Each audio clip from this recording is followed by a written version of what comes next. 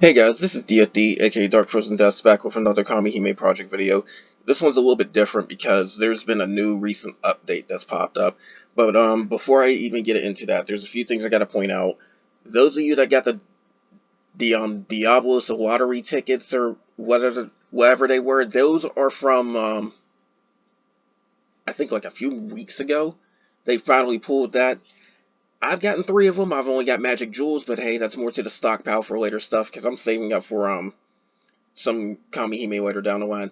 Speaking of which, the two that's here are limited, but they will indeed come back, and with a more quote-unquote condensed SSR pool, so you may want to go for them now, you may want to wait till later. I know the white one right now has that same weapon that a 10 has, and the 10's a permanent Hime.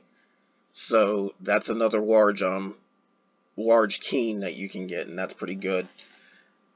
But both Hime are actually pretty powerful, so it's up to you if you really want to pull now or just wait till later where you got a better shot at them. But third thing I need to point out too, Kali is now able to be awakened, and you definitely want to do it. She's very good. You may even want to use her for this thing that this event. Well, it's not really an event; it's more like a monthly thing. But this video is going to talk about. But the thing is, pay very close attention to how you use her because you definitely want to use her first skill twice to get her at least below 40% HP so she starts getting some really good buffs to herself. And then on top of that too, the second skill is definitely her biggest highlight when trying to keep her alive because she will not be targeted by anything unless it's AoE or if it's one of those debuffs like poison or something like that. So that's the only way to really hit her at that point. So that's something to know. And you can keep it up the entire fight. She also gives a good amount of burst gauge to everybody, but be careful when you burst with her because you're not going to be able to do back-to-back bursts with her. She will put rampage on herself when she bursts, but that's going to help her normal attack damage by a lot. But anyways, this little thing that they just added is now the malicious difficulty for the element caves. But the thing is, they're not like your normal element caves. You cannot grind them for anything. What you're supposed to be doing is trying to clear it once in order to get that break limit item for your SSR weapons. So you definitely want that brick. But the thing is, it's like a heroic. So don't go in there thinking it's going to be that easy. It can be easy for people depending on how far you are. I found it to be pretty easy, but again, it depends on how well you're built. So first off, like I said, treat it like a heroic fight. So if you're not using elemental advantage, then you're going to have less damage you deal. So factor that in if you happen to go a different one. So in this case, since it's the light one that just came out, you want to use dark teams, you want to get the most damage out of it. Again, Kali just awakened, she'll help you out a lot for that. But this fight has 330 million HP. So I got all this info from JP Wiki. It's also there too. You can't delay any of its turns. Its max orb count can't be increased, and that's a little bit important in the fight later. But the biggest thing is the fact that you have to use elemental advantage if you want to land any debuffs on it. So keep that in mind. There are some exceptions because some Hime just don't care about that. Like I know a lot of the burst and normal attack resistance Hime don't care about that. Especially Nagisa, if you have her, she's going to be very good for this too. But you would have to either sacrifice them or work with like say Diablos Unleashed if you're trying to keep them alive.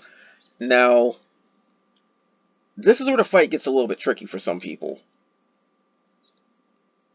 You are going to constantly get smacked with a special debuff that increases the damage you take by a special trigger that goes off every 5 turns.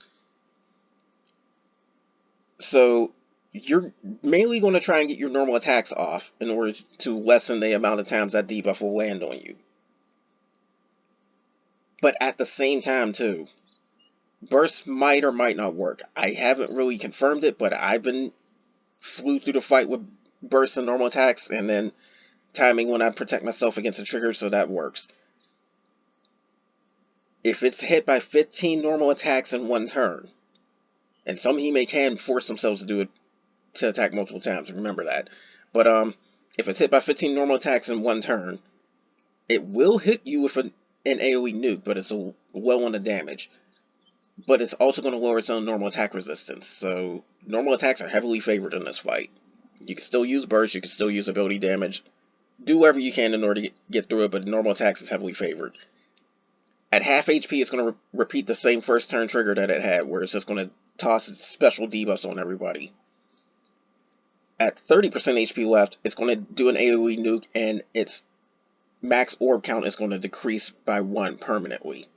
So, for the rest of the fight, after it's got 30% HP left, you're going to get hit with its ODs, or enemy bursts as they call it in game, a lot more often. As for those bursts, it's going to buff its damage, because it's going to give it a light elemental attack buff. I didn't have it listed here, but it's going to give it a light elemental attack buff every time it has full orbs and does its action for that. Normal mode's going to randomly hit you 5 times. If you're using Kali, she's probably not ever going to get hit by that normal thing, unless she's like the only one alive somehow. And Raging is going to be an AoE hit, so she definitely will get hit by the Raging one. So keep that in mind if you have your HP too low. Again, Kali is very powerful when used right, just don't let her die. Now, every 5 turns, and this is the important part, you will take damage based on the stacks of the special debuff you have. The boss is just going to like AoE nuke everybody, and the damage from that is increased based on those debuffs.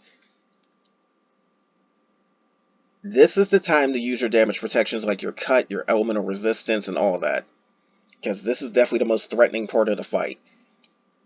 After it does it, it resets all the stacks back to 0, but then does a turn 1 trigger again, where you're going to probably get like 2 or 3 put on everybody again.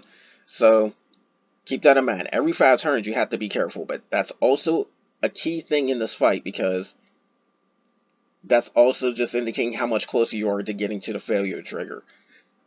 The failure trigger is always 100,000 AoE true damage that you take, and all your buffs are removed before you even take the damage. So there's like literally no way to protect against it. The failure trigger for all the heroics and the EX fights and everything that has that is always the same for that. It will constantly spam that whenever you quote-unquote fail to fight.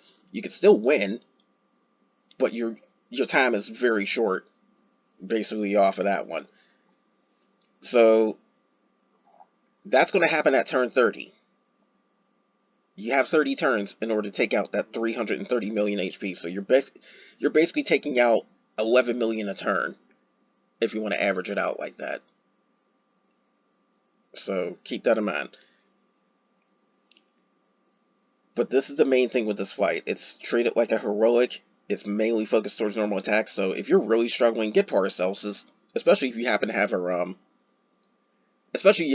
weapon, because her weapon will her elemental weapon, because it will occasionally speed up how often she can use her abilities. So that's something to know. Again, Kali, very good for this fight. If you have other Kamihime that have like normal attacks, especially somebody like the dark version of Set, she's very good for here. And Haka is very, very good for this fight too, because she's honestly, her normal attack damage is second only to Kali, if you do it right. Like, focus on the normal attacks. If not, go for burst too, because Kali can kind of play into that as well, because of Kali's third ability. But again, do whatever it takes in order to do this, because you have a month for this, basically, before it switches over to another element. But you do want to try and get this while you can, because these reset. Meaning the next time it rolls around, you'll be able to get another brick. So do these as much as you possibly can. This is basically an additional brick per month. And if you're keeping up on the other events and all that type of stuff too, you'll generally get like 2 to 3 bricks a month now. So that's the thing. You'll generally average out about maybe 3 bricks a month when everything's said and done, because you can get one from union events. Maybe not every month, but you'll be able to get them every so often. You'll be able to get 1 or maybe even 2 from the tower. I got 2 from this tower because of the leftover metals I had. Now you can get another one from Element Cave. So you're going to get a lot more weapon breaks, basically. This one change will siphon up the amount of times you can break limit your SSR weapons. So be very vigilant about this stuff. So that's all I can say. Just give it a shot. It's there for a month. If you can't do it, come back later in the month because you'll be able to have another shot at it. But you'll generally want to try to take it on. But remember, 30 turns is the limit. So if you're on turn 30, be prepared to start taking pretty much damage you can't deal with. So make sure that you can finish the fight if you're like out like 5 or even 1% HP left by turn 30. And I will be recording this on camera. I cleared it pretty easily without even really thinking too much. Plus, it will show off my a bit of my new team. So there's that. But anyways, that's all for this. More will come soon. Also, again, big reminder on this as well. Awaken Kali, please. She's the Kamihime to awaken. If you're going to awaken anyone. She is so absurdly strong when used right. I mean, I'm not expecting everybody to deal this kind of damage, but the JP side is getting her to deal 10 digits of damage in one hit. That's insane. That's enough to pretty much end any fight.